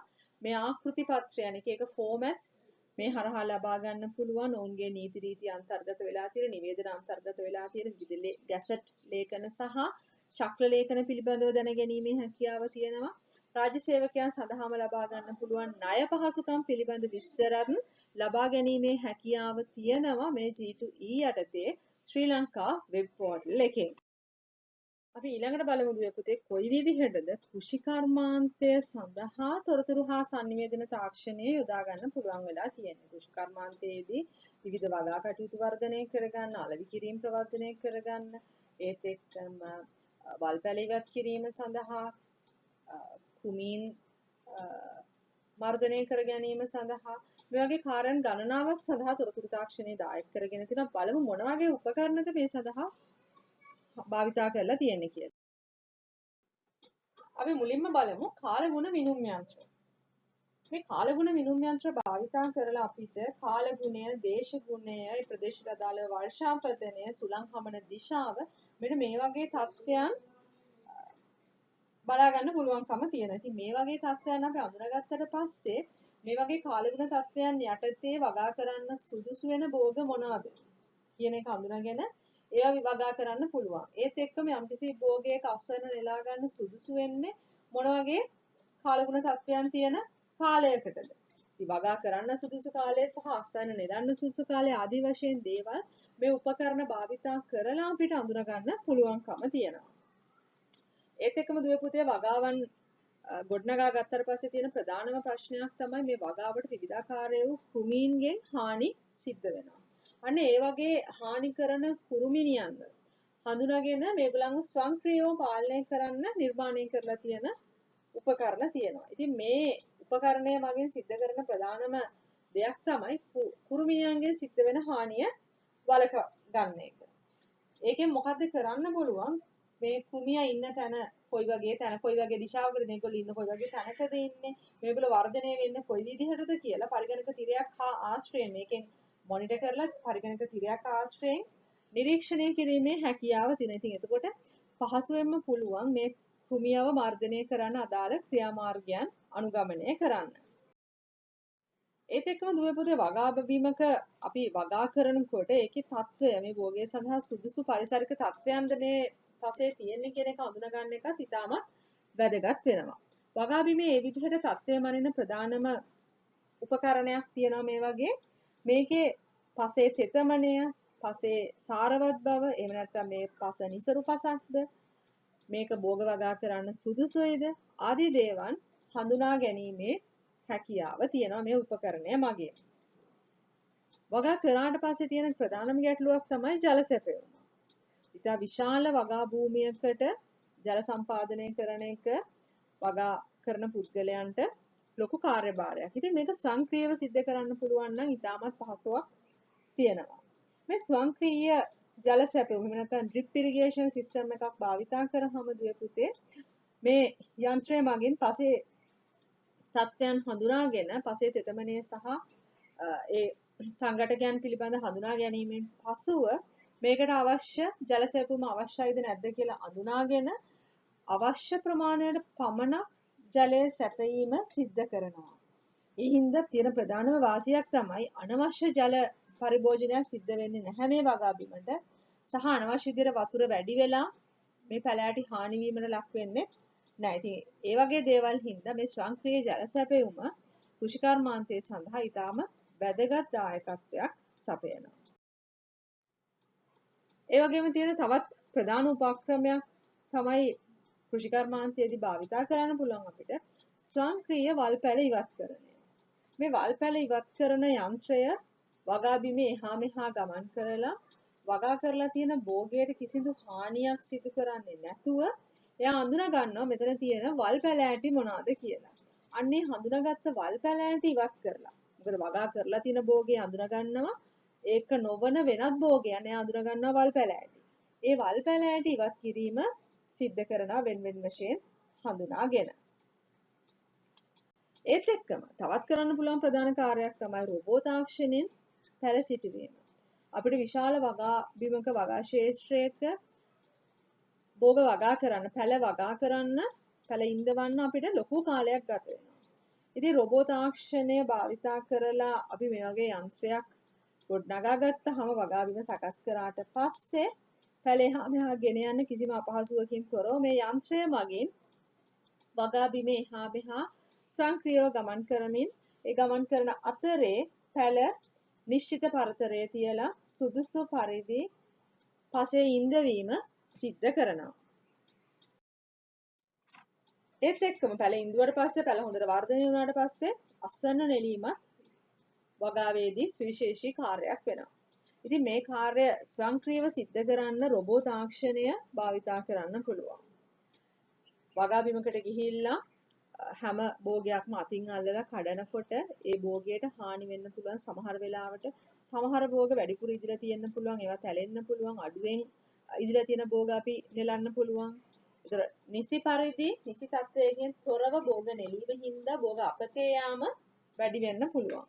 ඉතින් ඒ වගේ තත්වයන් වලදී නිසි පරිදි යම්කිසි භෝගයක් નિયમિત ප්‍රමාණයට වර්ධනය වෙලාද ඒකේ තත්වය පරීක්ෂා කරලා ඒක අස්වැන්න නෙලා ගන්න සුදුසු තත්වයේ නම් තියෙන්නේ හඳුනා ගැනීමෙන් පසුව ඒක ස්වයංක්‍රීයව මේ රොබෝ යන්ත්‍රයේ විසින් අස්වැන්න නෙලාගෙන අදාළ කූඩවලට ඇතුළත් කිරීම සිද්ධ කරනවා මේ වගේ යන්ත්‍ර මගින්. ඉතින් මේ වගේ යන්ත්‍රයක් භාවිතා කරන එක ඉතාමත් පහසුවක් වෙනවා විශාල වගාබිම් තියෙනකොට. වගා කටයුතු කිරීමේදී අවශ්‍ය පරිසර තත්ත්වයන් නිසි පරිදි පවත්වාගෙන යන්න යොදා ගන්න පුළුවන් ප්‍රධාන ක්‍රමවේදයක් තමයි හරිතාගාර ග්‍රීන් හවුස් එක. ඉතින් මේ හරිතාගාරය භාවිතා කරනකොට බාහිර පරිසරයෙන් වෙන්විච්ච කුටියක් තුල භෝග වගා කරනකොට බාහිරව සිදුවෙන භෝග වලට හානි වෙන්න පුළුවන් ස්වභාවික ව්‍යසන. අපි උදාහරණ විදිහට ගත්තොත් තද හිරු රශ්මිය භෝග වලට හානි කරන්න පුළුවන්. අධික වර්ෂාව අධික උෂ්ණත්වය, අධික සීතල, ඒත් එක්කම බාහිර පරිසරයෙන් ඇතුල් වන විවිධ කෘමි. ඒ වගේ දේවල් වලින් වෙන්න පුළුවන් හානීන් වළක්වලා තියෙනවා මේ හරිතාගාර භාවිතා කරනවා. ඉතින් ඒකට ලොකු හොඳ ප්‍රධාන විසඳුමක් තමයි හරිතාගාරය. ඉතින් හරිතාගාරයක් ගොඩනගාගෙන ඒක පාලනය කරනකොට තොරතුරු හා සංවේදන තාක්ෂණය ඉතාමත් වැදගත් වෙනවා. මොකද මේ වගා පරිසරයට සුදුසු පරිසරයේ ආර්ද්‍රතාවය, පරිසරයට තියෙන්න ඕන ආලෝක තත්වයන්, ජල සැපයුම, වාතය මේ සියලුම දේවල් හැමතිස්සෙම නිරීක්ෂණය කරලා ඒ අනුව මේක ක්‍රියාත්මක වෙන්න ඕනේ. ඉතින් ඔය වගේ කෘෂි කර්මාන්තය සඳහා තොරතුරු හා සංවේදන තාක්ෂණය ඉතාමත් වැදගත් විදිහට දායක වෙලා තියෙනවා.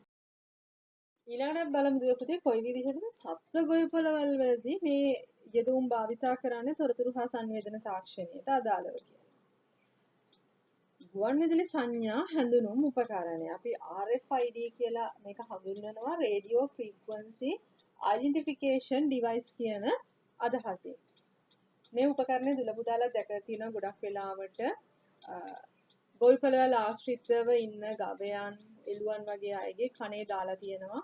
නැත්නම් බෙල්ලට අමුණලා තියෙනවා පොඩි ප්ලාස්ටික් කොටසක් සහිත උපාංගයක්. මේකෙන් අඳුනා ගන්න පුළුවන් මේ සතු ඉන්න ප්‍රදේශය. සතුන් හඳුනා ගන්න. ඒතර ඒගොල්ලන්ව ගණනය කිරීමට පහසුයි. ඒගොල්ලන්ට මොකද වෙන්නේ මේ උපාංගය හරහා නිකුත් කරන ගුවන්විදුලි සංඥාවන් මගින් ඔවුන්ව හඳුනා ගැනීම ගණනය කිරීමේ වගේ කාර්යයන් සිද්ධ කරනවා. ඒත් එක්කම ගවයන්ගෙන් ලබා ගන්න කිරි ලබා ගන්නකොට මේවට අදාළව තත්ත්ව පාලන කටයුතු සිදු කරන්නත් පුළුවන්. මේකට අදාළව ස්වයංක්‍රීයව එළදෙනුන්ගෙන් ලබා ගන්න කිරි ලබා ගන්නකොට ඒ කිරි ලබා ගැනීමේ කාර්යත් ස්වයංක්‍රීයව සිද්ධ කරනවා. ඒවැ තත්ත්වයන් පරීක්ෂා කිරීම සඳහා ස්වයංක්‍රීය ක්‍රමවේදයන් භාවිතා කරනවා. ඉතින් කිරි දොවා ගැනීමට පළමුව ඒ එළදෙනුන්ගේ සෞඛ්‍ය තත්ත්වය පරීක්ෂා කිරීමත් මේ උපාංගයන් මගින් සිදු කිරීමේ හැකියාව තියෙනවා. පුතේ ගොවිපළවල් ආශ්‍රිතව ආරක්ෂාව සඳහා භාවිතා කරන්න පුළුවන් ක්‍රමවේදයක් විදිහට CCTV අපිට අඳුන ගන්න පුළුවන්. ඇත්තටම මේක ගොවිපළවල් ආශ්‍රිතව විතරක් නෙමෙයි නිවාස මහා මාර්ග ආදී තැන්වලදී අපිට නිතරම දකින්න පුළුවන් උපකරණයක්. closed circuit TV කියන අදහසින් අපි CCTV අඳුනගන්නේ. සොර සතුරන් ඇතුල් වෙනවාද එහෙම නැත්නම් මේ ගොවිපළේ තියෙන උපාංගයන් වලට යම්කිසි හානිකර තත්ත්වයන් කවුරු හරි ඇති කරනවද? සතුන්ට හානිකර තත්ත්වයන් ඇති කරන්න බාහිර පාර්ශවයන් එනවද? ඒ වගේ දේවල් පරීක්ෂා කිරීම, නිරීක්ෂණය කිරීම සඳහා මේ CCTV භාවිතා කරන්න පුළුවන්. රැහන් රහිත ක්‍රමවේදයන් මගින් මේ CCTV හරහා නිරීක්ෂණය කිරීම කටයුතු කරන්න ගොවිපළෙන් පරිබාහිරව ඉඳලත් මේ නිරීක්ෂණ කටයුතු සිද්ධ කරන්න පුළුවන්. මොකද ගොවිපළට සම්බන්ධ කරලා තියෙන පරිගණකයක අභ්‍යන්තරයේ ඉඳගෙන ගොවිපළ තුල ඉඳගෙන නිරීක්ෂණය කරන්නත් පුළුවන්. ඒත් එක්කම ජංගම දුරකථනයක් හරහා වුණත් මේ CCTV ආශ්‍රිතව නිරීක්ෂණ කටයුතු සිද්ධ කරන්න පුළුවන්කම තියෙනවා. ඒත් එක්කම තවත් වැදගත් දෙයක් තමයි ගොවිපළ කළමනාකරණය සඳහාත් අපිට තොරතුරු හා සංවේදන තාක්ෂණය භාවිතා කරන්න පුළුවන්. ගොවි මහත්තුරුන්ට පුළුවන් තමන්ගේ ගොවිපළවල සිදුවන කාර්යයන් පිළිබඳ වාර්තා තබා ගන්න, ලාභ අලාභ ගණනය කරන්න, සේවකයන්ගේ වැටුප් ගණනය කරන්න, ඒගොල්ලෝ සේවා කරපු සේවා කාලයන් සටහන් තබා ගන්න. ඒව සඳහා එහා මෙහා ගෙන යා හැකි මේ අතේ මේ ගොවි මහතා අතේ තියනවා වගේ අපිට ඩිවයිස් එකක් පාවිච්චි කරන්න පුළුවන්. ඒක ලැප්ටොප් එකක්, ටැබ්ලට් එකක්, ස්මාර්ට් ෆෝන් එකක් වෙන්න පුළුවන්. මේවා පාවිච්චි කරලා ගොවිපළ කළමනාකරණ කටයුතු පහසුවෙන්ම සිද්ධ කරන්න පුළුවන්. ඒත් එක්කම උඩ කරන්න පුළුවන් තවත් කාර්යයක් තමයි අන්තර්ජාලයට සම්බන්ධ වෙලා Taman වගා කරන භෝගය විකුණා ගැනීම සඳහා හොඳ වෙළඳ පොලක් හොයාගන්න. වෙළඳ පොලේ එළවලු වෙන්න පුළුවන්, පළතුරු වෙන්න පුළුවන්. මේ භෝගය සඳහා තියෙන තත්ත්වය නිරීක්ෂණය කරන්න. වෙනත් ගොවිපළවල් සහ නැත්නම් වෙළඳපොළ සමග තොරතුරු හුවමාරු කර ගැනීමට, කාලින තොරතුරු ලබා ගැනීමට, ඒ වගේ දේවල් සිදු කිරීමට හැකියාව තියෙනවා. ඊළඟට බලමු දීවර කර්මාන්තයේදී කොයි විදිහටද තොරතුරු හා සංවේදන තාක්ෂණය භාවිතා කරන්න පුළුවන්. ප්‍රධානම කාර්යයක් සිදු කරනවා සංවේදක උපකරණ මගින් මසුන් සිටින ප්‍රදේශ හඳුනා ගැනීම. මසුන් බහුලව ගැවසෙන ප්‍රදේශ හඳුනාගත්තාම ඒ වගේ තැන්වලදී දීවර කටයුතු සිදු කරනකොට වැඩි අස්වැන්නක් ලබා ගන්න පුළුවන්. ඉතින් ඒකට විශේෂ සංවේදක උපකරණ දීවර යාත්‍රාවලට සම්බන්ධ කරලා තියෙන පරිගණකත් එක්ක සම්බන්ධ වෙලා තියෙනවා. ඉතින් ඒවැ හඳුනා ගැනීම මගින් වැඩි මත්ස්‍ය අස්වැන්නක් ලබා ගැනීමට ඔවුන්ට හැකියාව ලැබිලා තියෙනවා. ඊළඟට බලමු පුතේ කර්මාන්ත හා ව්‍යාපාර සඳහා යොදා ගන්න පුළුවන් තොරතුරු හා සංවේදන තාක්ෂණ යෙදවුම් මොනවාද කියලා.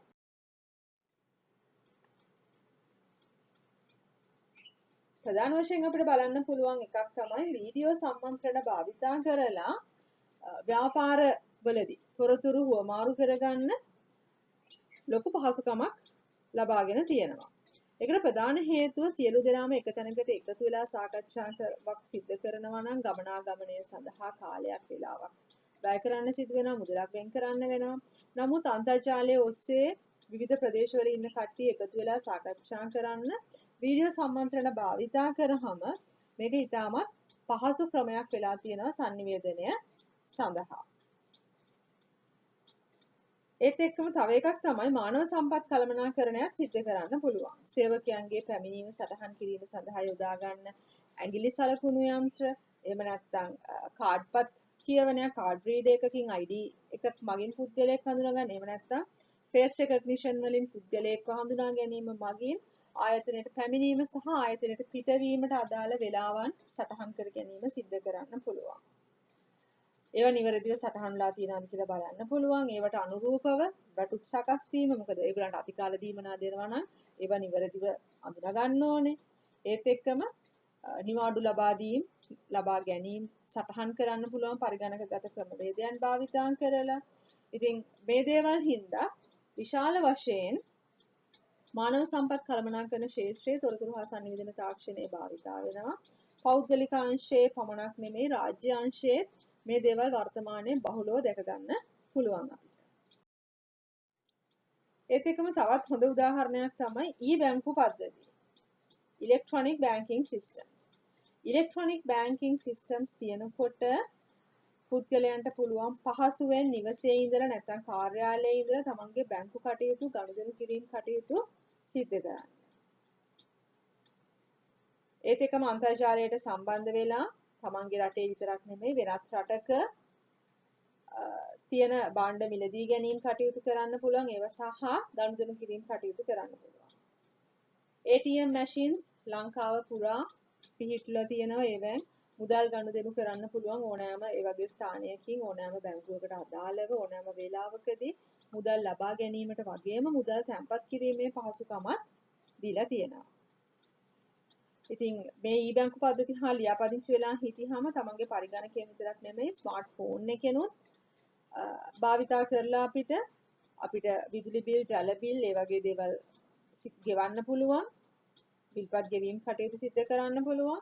බැංකුව අතර මුදල් හුවමාරු සිදු කරන්න පුළුවන්. තමන්ගේ ගිණුම පරීක්ෂා කරන්න පුළුවන්. ගිණුමට අදාළ ශේෂය පරීක්ෂා කරන්න පුළුවන්. මේ වගේ කටයුතු ගණනාවක් e-බැංකු පද්ධති හරහා සිදු කර ගැනීමට හැකියාව තියෙනවා. ඒත් එක්කම මාර්ගගත සාප්පු සවාරිය, online shopping. ඒකත් අපිට අන්තර්ජාලයත් එක්කම බැඳිච්ච කටයුත්තක් වෙලා තියෙනවා. මේ වගේ අන්තර්ජාලයේ ඔස්සේ භාණ්ඩ හා සේවා ලබා ගැනීම නිසා අපිට තියෙන වාසි ගණනාවක් තියෙනවා. ඕනෑම රටක අන්තර්ජාලය තුල විකිණීමට දීලා තියෙන ඕනෑම අයිටමයක් අපිට මිලදී ගැනීමට අන්තර්ජාලය ඔස්සේ හැකියාව තියෙනවා. ඉතින් මේ සේවාව පැය 24ෙම සතියේ දින 7ෙම ඕනෑම වේලාවක ප්‍රවේශ වෙලා සිදු කරන්න පුළුවන් දෙයක්. ඒත් එක්කම අපිට ක්‍රෙඩිට් කාඩ් වලින්, ඩෙබිට් කාඩ් වලින් මුදල් ගෙවීමේ පහසුකම තියෙනවා. ඒ භාණ්ඩ තමන්ගේ නිවසටම ගෙන්වා ගැනීමේ හැකියාව තියෙන. ඒ හින්දා අපිට එළියේ ගිහිල්ලා පාර ට්‍රැෆික් වල ඉඳලා එහෙම මහන්සි වෙන්න අවශ්‍ය නැහැ. ගමන් විදුදාවක් අපිට නැහැ. කාලය ඒ සඳහා වැයවීමක් නැති හින්දා කාලය ඉතුරු කර ගැනීමේ පහසුකම තියෙනවා. ඉතින් ඒ වගේම මේකේ අවාසිත් තියෙනවා දුරපතේ භාණ්ඩය අපිට අතට ලැබෙනකන් අපිට හරියටම නිරීක්ෂණය කරන්න බෑ. ඡායාරූප වලින් විතරයි අපිට දැක ගන්න පුළුවන්. ඉතින් සමහර ලාවට අපි අන්තර්ජාලය ඔස්සේ ඇනවුම් කරන භාණ්ඩය නිවසට ආවහම ඒකට වඩා ප්‍රමාණයෙන් කුඩා වෙලා තියෙන්න පුළුවන්. ඒකට වඩා වෙනස් වෙලා තියෙන්න පුළුවන් අයිටම් එක. ඩැමේජ් වෙලා තියෙනකන් ඒ වගේ හින්දා අපි මිලදී ගන්නකොට සැලකිලිමත් වෙන්න ඕනේ. අපිට ඒ අයිටම් එක පිළිබඳව වර්ණයන්, ප්‍රමාණයන්, මේ සියලුම දේවල් ඒ අයිටම් එකට අදාළව ස්පෙસિෆිකේෂන්ස් පරීක්ෂා කරලා මිලදී ගන්නවා නම් වඩාත් සුදුසුයි. ඉතින් මේ කර්මාන්ත සහ ව්‍යාපාර කියන ක්ෂේත්‍රය සඳහා තොරතුරු තාක්ෂණය යොදා ගන්න ප්‍රධානම මෙවලමක් වෙලා තියෙන රොබෝ තාක්ෂණය. රොබෝ තාක්ෂණය භාවිතා කළ දුලපුදා දැකගෙන වර්තමානයේ විශාල කාර්යභාරයක් සිදු කරනවා කර්මාන්තවලදී. අපි මෙතන රූප සටහනෙන් දුල පුතාලට පේන බලන කාර් එකක් නිෂ්පාදනය කරනවා. ඒකට අදාළව කිසිම පුද්ගලයෙක් මේ ඡායාරූපයේ පේන්නේ නැහැ. හැබැයි යන්ත්‍ර සූත්‍ර වලින් තමයි මේකේ තියෙන කොටස් එහා මෙහා කරලා මේ වාහනේ ගොඩනැගීම සිද්ධ වෙන්නේ. ඒත් ඒකම අනික් දකුණු පැත්තේ තියෙන පින්තූරයෙන් දුල පුතාලට පේන පොඩි සර්කිට් බෝඩ් එකක් නිර්මාණය කරනවා. ඉතින් ඒකත් යන්ත්‍රයක් අනුසාරයෙන් තමයි ගොඩනැගෙන්නේ. කිසිම පුද්ගල මැදිහත් වීමක් නැහැ. ඉතින් මේක ප්‍රධාන වාසියක් තමයි රොබෝ තාක්ෂණය භාවිතා කිරීමේ. මොකද පැය 24ෙම රොබෝගෙන් සේවාව ගන්න පුළුවන්. මොකද පුද්ගලයෝ මේ සඳහා යෙදෙව්වොත් ඔවුන්ට පැය 24ක් එක දිගට සේවයේ යෙදෙන්න බැහැ. මොකද මහන්සි විඩාව දැනෙන හින්දා පැය 24ෙම සේවය ලබා ගන්න බැහැ. නමුත් රොබෝ තාක්ෂණය භාවිතා කරනකොට පැය 24ම එක දිගට යාව ක්‍රියාත්මක කරවලා කාර්ය සිදු කරන්න පුළුවන් වෙහෙසක් දැනෙන්නේ නැති හින්දා. කාර්යක්ෂම බව උපරිමයි දීලා තියෙන උපදෙස් අනුව නිසි පරිදි ක්‍රියාත්මක වීම සිද්ධ වෙනවා. ඒත් එක්කම පුද්ගල මැදිහත් වීමකින් මේ දේවල් කරනකොට වැරදි අතපසු වීම වෙන්න පුළුවන්. නමුත් රොබෝ යන්ත්‍ර භාවිතා කරනකොට එහෙම වෙන්නේ නැතුව නිර්වද්‍යතාවයේ උපරිම විදිහට පවත්වාගෙන කාර්යයන් සිද්ධ කරන්න පුළුවන් සහ කරන කාර්යයට අදාළව පිරිසිදු බව 100%ක් උපරිම වශයෙන් පවත්වා ගන්නවා. පුද්ගල මැදිහත් වීමත් එක්ක අපි සංසන්දනය කරලා බලනවා. ඉතින් ඒ වගේ කර්මාන්ත හා ව්‍යාපාර වලට මේ රොබෝ තාක්ෂණය වර්තමානයේ යෙදලා තියෙන හින්දා තියෙන එක ප්‍රධාන අවාසියක් තමයි පුද්ගලය වෙන අපිට රැකියා අවස්ථාවන් අහිමි වෙලා තියෙනවා. මොකද පුද්ගලයන් ඒ සඳහා යෙදෙව්වහම තියෙන අවාසිත් එක්කලා ඒගොල්ලෝ වැඩි වියදමක් දරලා රොබෝ තාක්ෂණය සහිත උපාංග මිලදී ගත්තහම මූලික වියදම වැඩි වුණත් ඒගොල්ලන්ට පසු කාලීනව ඒකෙන් ලබා ගන්න පුළුවන් ලාභය විශාලයි. ඒ හින්දා රැකියා අවස්ථා අහිමි වීම අපිට ප්‍රධාන අවාසියක් වෙලා තියෙනවා. ඊළඟට බලමු දුවේ පුතේ ගමනාගමන ශාස්ත්‍රයේදී කොයි විදිහටද තොරතුරු හා sannivedana තාක්ෂණය භාවිතා වෙලා තියෙන්නේ. අර මම කලින් කිව්වා වගේ ගොවිපළ ආශ්‍රිතව තොරතුරු හා sannivedana තාක්ෂණ මෙවලමක් විදිහට CCTV භාවිතා කරනවා වගේම මහා මාර්ග ආශ්‍රිතවත් නිරීක්ෂණය කිරීමේ කටයුතු සඳහා පිය වූ පරිපත රූපවාහිනී කැමරා closed circuit TV භාවිතා කරනවා. ඉතින් මාර්ගයේ සිදුවෙන මාර්ග තදබදයන් පිළිබඳව නිරීක්ෂණය කරන්න, හදිසි අනතුරු සහ නීති විරෝධී ක්‍රියාවන් නිරීක්ෂණය කරන්න මේ උපාංග වැදගත් වෙලා තියෙනවා. ඒත් එක්කම මාර්ග සංඥා එහෙම නැත්නම් විදුලි ලාම්පුත් වැදගත් මෙහෙයක් සිද්ධ කරනවා මේ මාර්ගයන් ආශ්‍රිතව ක්‍රියාත්මක වෙන ස්වයංක්‍රීය පාලන පද්ධතියක් විදිහට. ඉතින් ස්වයංක්‍රීයව මේ විදුලි ලාම්පු ක්‍රියාත්මක වීම හින්දා මාර්ග තදබදය අවම කරගන්න පුළුවන්. වාහන හැසිරවීම සඳහා පොලිස් නිලධාරීන් යෙදවීමකින් තොරව ස්වයංක්‍රීයව මේ කාර්ය සිද්ධ වෙනවා. ඒත් එක්කම හැඳුනුම් සංකේත ක්‍රමවේදයක් භාවිතා කිරීමේදී තියෙන ප්‍රධාන වාසියක් තමයි වාහන නැවතීමේ අංගණයකට ප්‍රවේශ වෙනකොට ඒ සඳහා අදාළ අවසර පත්‍රය වාහනේ සම්බන්ධ කරලා තියෙනකොට සවි කරලා තියෙනකොට ඒ අංගණයට ප්‍රවේශ වෙන ගේට්ටුව ආශ්‍රිතව ඒක හඳුනා ගැනීමට ලක් වෙනවා. ඒ හඳුනා ගැනීමත් එක්ක ස්වයංක්‍රීයව ඒ ගේට්ටුව විවෘත වෙලා වාහනයට ඇතුළත් වීමේ හැකියාව තියෙනවා. ඉතින් ඒකත් ප්‍රධාන වාසියක්. හැබැයි ඒ ස්ථානයට ප්‍රවේශ වීමට අවසර ලබා දීලා තියෙන ඒ ප්‍රවේශ හැඳුනුම් කාඩ්පත් තියන අයට විතරයි මේ ගේට් එක ස්වයංක්‍රීයව විවෘත වෙන්නේ. අනික් අයට මේකෙන් ස්වයංක්‍රීයව විවෘත වෙලා ඇතුළට එන්න බැරි හින්දා ඒක ආරක්ෂාව සඳහා වැදගත් වෙන සාධකයක් වෙලා තියෙනවා. ඊළඟට බලමු දුවේ පුතේ කොයි විදිහටද විනෝදාස්වාදය සඳහා තොරතුරු හා sannivedana තාක්ෂණය අපිට භාවිතා කරන්න පුළුවන් වෙලා තියෙනවා. දුවලා පුතාලා ගොඩාක් කරන දේවල්නේ. හරිම කැමති විනෝදයෙන් ඉන්න. ඉතින් අපි බලමු තොරතුරු හා sannivedana තාක්ෂණي මැදිහත් වෙලා අපි කොහොමද විනෝදාස්වාදයට යොදා ගන්න පුළුවන් වෙලා තියෙන්නේ කියලා. අපිට සංගීතයට සවන් දෙන්න පුළුවන් නේද? අන්තර්ජාලය ඔස්සේ අපිට සින්දු අහන්න පුළුවන්. ඒත් එක්කම සම්බන්ධ වෙලා රූපවාහිනියේ චිත්‍රපටි නරඹන්න පුළුවන්. අපිට දැන් බලන්න අතපසු වෙච්ච රූපවාහිනී වැඩසටහනක් තියෙනවා නම් ඒක අන්තර්ජාලය ඔස්සේ නැවත නැරඹීමට හැකියාව තියෙනවා. සමාජ ජාල හරහා සම්බන්ධතා ගොඩනගා ගන්න පුළුවන්.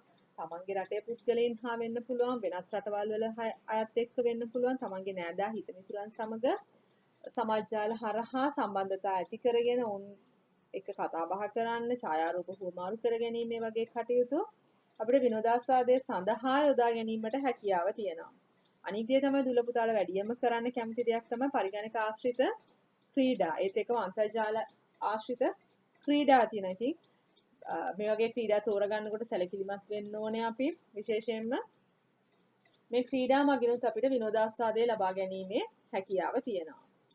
ඉතින් අන්තර්ජාලය හා සම්බන්ධ වෙලා අපිට පුළුවන් ඉලෙක්ට්‍රොනික පොත් e-books හා e-papers අපිට අරගන්න පුළුවන් අන්තර්ජාලය ඔස්සේ පුවත්පත් කියවීමට හැකියාව තියෙනවා. ඉතින් පත්තර පුවත්පත් මිලදී ගැනීමකින් තොරව නිවසේ සිට Tamanට පොතක් කියවීමට අවශ්‍ය වෙලාවට මේ වගේ e-book එකක් අරන් කියවන්න තියනවා කියන්නේ ලොකු පහසුකමක්. ඉතින් විනෝදාස්වාදය සඳහා ඒක භාවිතා කරන්න පුළුවන් අපිට. ඒත් එක්කම අපි බලමු දුවේ පුතේ තොරතුරු හා sannivedana තාක්ෂණයේ අනිසි ප්‍රතිඵල. අපි හොඳ පැත්ත කතා කරා භාවිතා කරන්න පුළුවන් විවිධ යෙදවුම් මෙවලම් උපකරණ ගැන ගොඩාක් කතා කරා. ඒත් එක්කම මේකේ අහිතකර පැත්තකුත් තියෙනවා. අහිතකර පැත්ත කියලා කියන්නේ පුතේ මේක භාවිතා කරලා අපිට අපේ ශරීරයට නැත්නම් අපේ මනසට හානි වෙන්න පුළුවන් තැන් ගොඩාක් තියෙනවා. පළවෙනි කාරණාව මම කියන්න කැමතියි ඇබ්බැහි වීම. මොනවද මේ ඇබ්බැහි වීම කියලා කියන්නේ? පරිගණකය සඳහාම දුල පුතාලා ගොඩාක් යෙදිලා හිටියාම ගොඩක් වෙලාවට පරිගණක ක්‍රීඩාවලට නැත්නම් ඒක ආශ්‍රයෙන් චිත්‍රපටි ටෙලිඩ්‍රාමා සේවා බලන්න යොමු වෙලා හිටියාම දුල පුතාලා ඇබ්බැහි වීමට ලක් වෙනවා. පාසලේ තියෙන කාර්යයන් අතපසු කරමින් මේ වගේ විනෝදාස්වාදයේ සඳහා තියෙන කාර්යයන් වලටම යොමු වුණාම දුල පුතාලට අක්ෂියාබාධ ඒකාකාරී විදිහටම පුටුවේ ඉඳගෙන හිටියාම කොන්දේ අමාරු හිසේ කැක්කුම ආදී රෝග ඇති වෙන්න පුළුවන්කම තියෙනවා.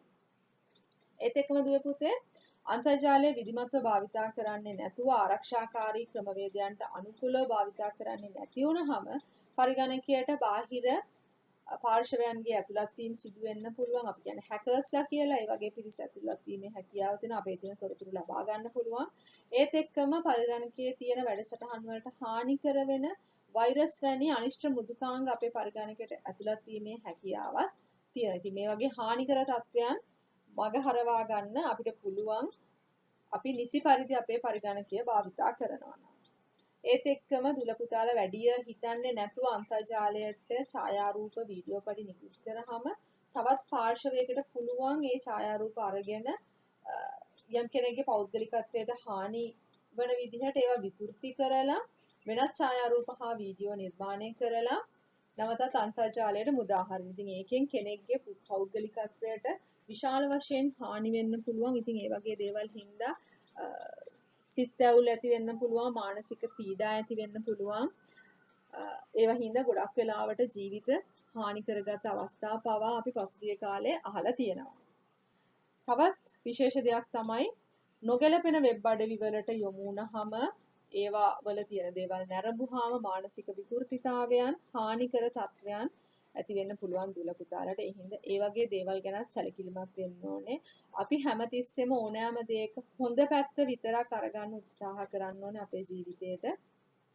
හැම දෙයකම නරක පැත්තක් තියෙනවා. අපි ඒක ඉවත් කරලා පුළුවන් තරම් හොඳ දේ විතරක් අත්දැක කරගත්තොත් ඒක වඩාත් සුදුසුයි කියලා අනුමත කරන්න පුළුවන්. ඉතින් හොඳ පැත්තට නැත්නම් ප්‍රයෝජනවත් පැත්ත විතරක් අපි තොරතුරු තාක්ෂණය ළඟා කරගෙන ඉදිරියටම යමු.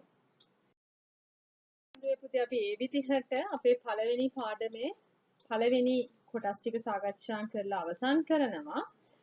දුල පුතාලට මේ ඒකකයට අදාළ දෙවෙනි කොටසෙන් මම පරිගණකයේ පරිණාමය කියන කොටස අතීතයේ ඉඳන් මේ දක්වා කොයි විදිහටද පරිගණකයේ විකාශනය වුණේ කියන එක ඊළඟ වීඩියෝවෙන් ඉක්මනින්ම අරගෙන එන්න. දුල පුතාලා එතෙක් ICT with මිහිරේ YouTube නාලිකාව subscribe කරලා නැත්නම් ඉක්මනින්ම subscribe කරලා bell icon එක press කරලා ඉන්න. notification අරන් එයි මගේ දෙවෙනි වීඩියෝ එක මම ඉක්මනින්ම අරගෙන ඉන්න. මම මිහිරි සේරසිංහ.